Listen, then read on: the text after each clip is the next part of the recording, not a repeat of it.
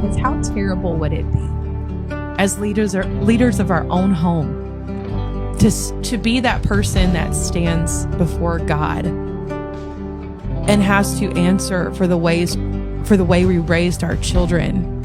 Yeah.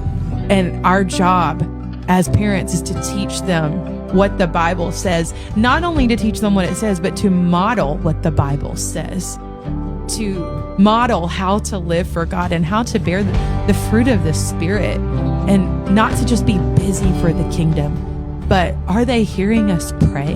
Are they seeing us read our Bible?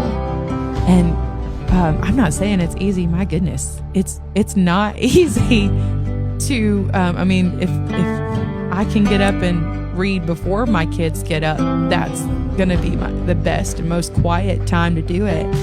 But I've been convicted over that too. I want my kids to know that I'm reading